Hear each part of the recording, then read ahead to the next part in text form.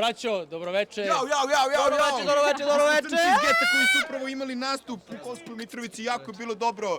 Kakve su, u stvari, šta ste očekivali od Mitrovice, to jest kakve su bila predubeđenja, a kako se osjećate sada posle svirke? Okej, šta smo očekivali? Ja ništa manje od ovoga nisam očekivao. Ne, pa stvarno, dečko, znam, mi mu verujemo, pošto on ima ovde kumovi i često dolazi, rekao nam je da su prelepe devojke, da će klub biti pun, da je sve fenomenalno i tako dalje. Ispostavilo se da je istina od A do Š, tako da kolega Sava... Sviđa mi se što si prva stvar koju si rekao su prelepe devojke. Da, prelepe su devojke. Hoćemo jedan, ajmo. 1, 2, 3. Svi ti klubovi, sve te devojke, tako lepe su, ali nisu kao ti, ne. Pre svega želim da kažem da mi je jako drago što čula sam u nekom intervjuu da su negde otpadali plafoni i tako dalje, tako da sam u najmanju ruku očekivala da će komšija da nam ispadne kroz plafon, ali srećom... Komšija uživao. Mislim i ja da je komšija uživao. A ja sam čuo da gore neko cupkanje. Tako da, to je bio komšija. Stao skroz ono, znaš, oni se čujem.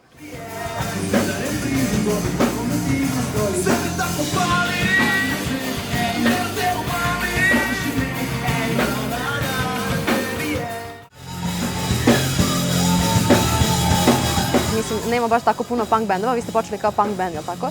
Pa mene zanima, je li to bio neki prostor u kome vi iskazujete svoj bunt i nešto poručujete ili nešto što vas smiruje prosto, eto? Ok, pošto sam ja počeo sa tom zajebancijom, ne samo bunt, nego to je bio prostor gde, mislim, to je bio moj život, moj kao portal gde ja sabiram svoje misli i pišem ih i sviram gitaru i bukvalno ne radim ništa drugo sem toga, tako da je neki logičan sled, ja što se dobro naučim, tako da je neki logičan sled događaja bio da napravim bend i ništa od toga se ne bi desilo da nisam upoznao ove plave momke, tako da moj život je sada... Dobro. Pošto je većina ovih ljudi ovde su likovni umetnici, oni su mi rekli da vas pitam koje je boje vaša muzika i zašto te? Pa da su slušali, čuli bi su da smo na buntu nastupili sa pesmom Plava. Plava, okej. Dobro, vi ste iz Kruševca. Sada živite, ali tako, na relaciji Kruševac-Beograd? Samo Beograd. A da li muziku može uspešno da se bavi van Beograda? 3, 4. A van Beograda? Pa, znaš kako, mi sviramo i delujemo sve vreme skoro van Beograda. Tu je epicentar te kreativne energije, tako da to se tako slučajno desilo i mi ne možemo, znaš, nismo mogli da utičemo na to, a opet, znaš, prijatelj da dođeš.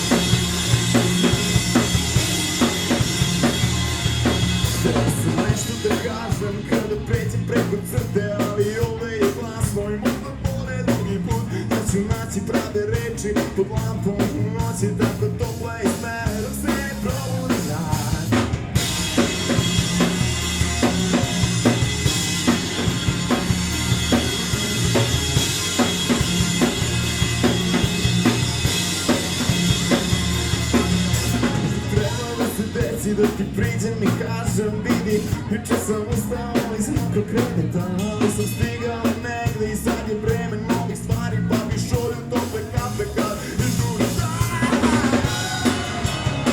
Jutro su purpurne grade, nešto se podale u grad, i čovek iz uga zove, je otišao bez pozdrava.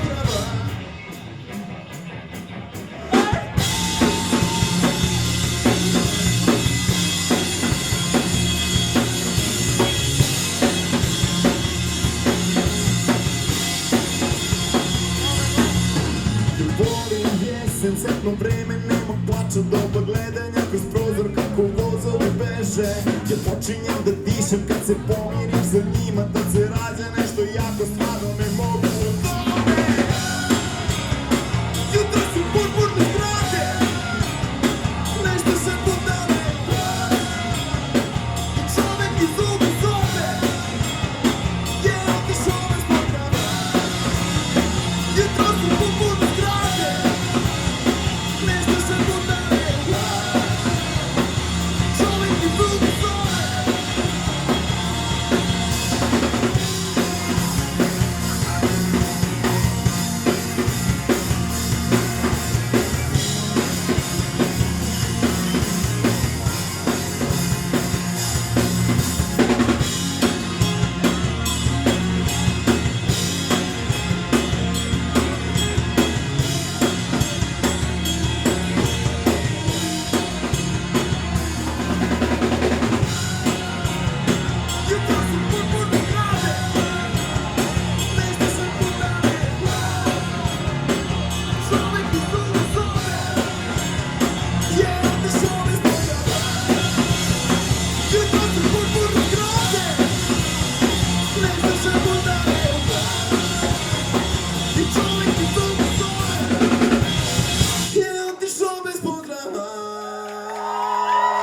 zašto Eurovizija i jel se prvi put susrećete sa takvom vrstom produkcije i otkud to, pošto nekako punk nismo baš navikli odnosno generalno ovakvu vrstu muzike da vidimo na Euroviziji.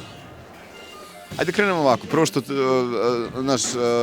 naši koreni jesu punk, ali mi smo sveopšte rock'n'roll i pokušavamo da te rock'n'roll korene uobličimo u neke drugačije granice gde stvarno trudimo se da kao žanr rock'n'roll ide rame uz rame sa svim ostalim žanrovima i jako radimo na tome i to je donekle naša misija, tako da otud i tu mi kao predstavnici rock'n'roll kulture na Euroviziji, čisto da pokažemo ljudima šta to zapravo rock'n'roll 21. veka nosi sa sobom. Ajmo ruke gore, ljudi! Svi! Ajmo da pešemo, ajde da trčimo, niz mračne ulice, kad misliš nema više maze, ajde se spuštamo, dok se razdanuje, da sutra ponovo i tako stalno. Ništa, ja vam želim svu sreću na Beoviziji i hvala vam za večeras, tako da, eto. Hvala vama. Hvala vam, bili ste divni. TV Aquarius. Ćao. Alo, Mitrovica, se čujemo! Moram to buče glas. Ej, super, mi možemo da nastavimo, aj samo da čujemo malo buke, jer smo tu, jer smo svi zajedno večeras!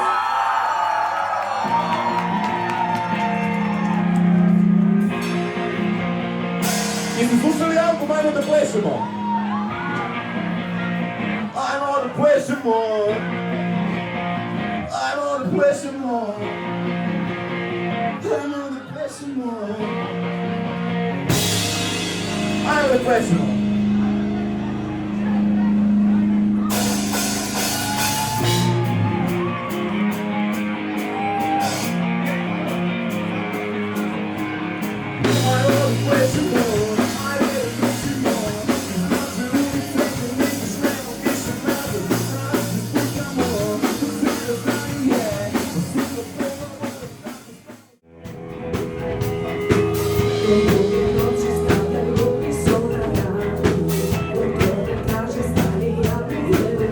Šta je krenulo naopako pa ste osnovali bend?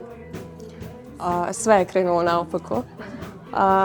Šalim se, mi se već odavno bavimo muzikom, menjali smo već nekoliko bendova, svi smo bili u različitim i eto, naš kolega muzičar Džemil me je jednog dana pozvao, oni su već imali formiran bend, a do naziva je došlo tako što stvarno je krenulo naopako. Nikako nismo mogli da dođemo do nekog interesantnog imena. Tako da je naš bubnjar Šomi rekao ajde da sačekamo, desit će se nešto i daćemo naziv bendu. Ušao je nešto da pogleda na telefonu, nije bio internet i izašlo something went wrong. Tako da, eto, došli smo do toga i nekako se slaže uz nas. Jer smo kao mali nestašni baksuzi, stalno nešto went wrong.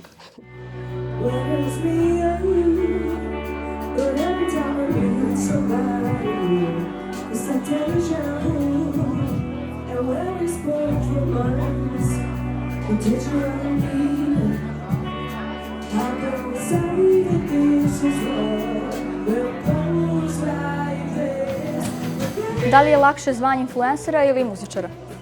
Influencer kao i muzičar verovatno ima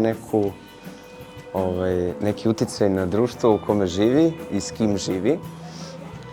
Tako da muzika može da inspiriše ljude za jednu stvar, dok to što ja radim recimo kao influencer može inspirisati ljude za neke druge stvari.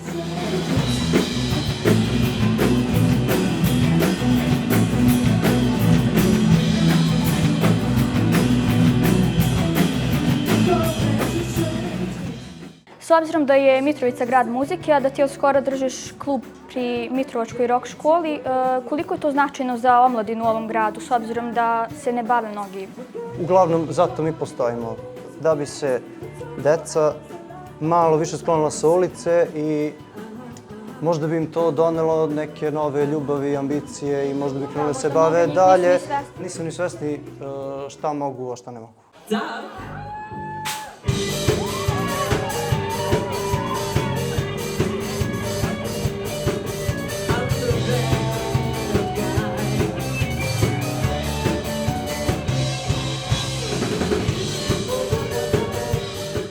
S obzirom da studiraš grafički dizajn, da li je lakše dizajnirati ili svirati?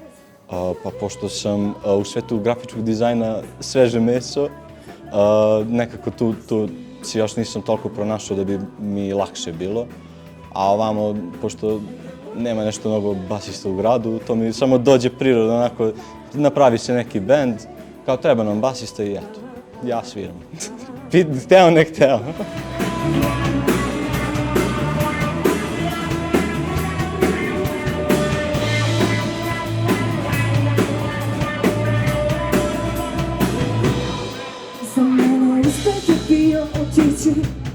Pošto sam čula da govoriš razne jezike, na kom jeziku razmišljaš, a na kom pišeš pesme?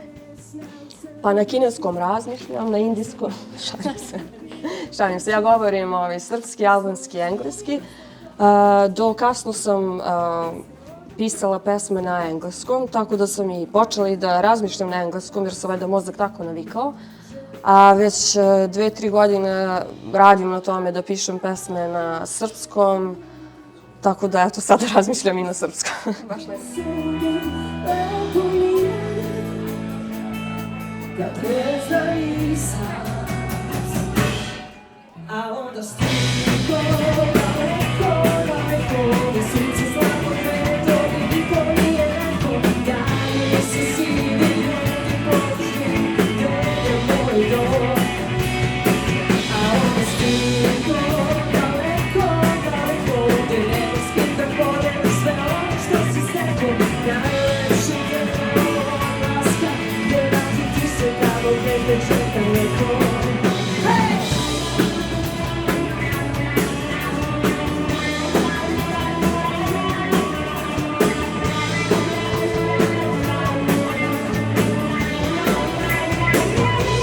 Savice, pošto te ovaj grad zna kao džez pevačicu, da li je lakše pevati džez ili ovo sada što radiš?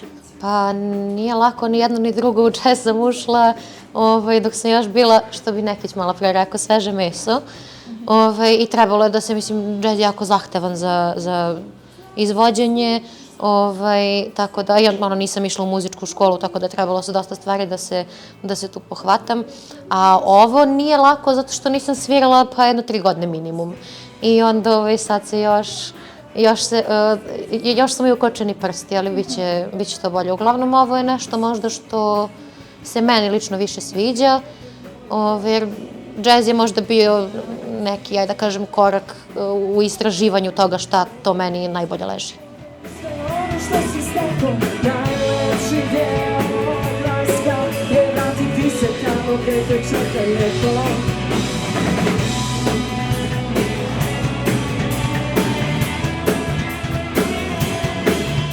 Pa lično, meni se muzika pokazala kao najefikasnija terapija do sada, a bilo ih je. Šalim se. Ne, ali mislim, složit će se svi moji članovi i svi muzičari da ne samo muzika, nego umetnost uopšte jeste jedan vid terapije koji se pokazao, ja mislim, kao jako, jako efikasan.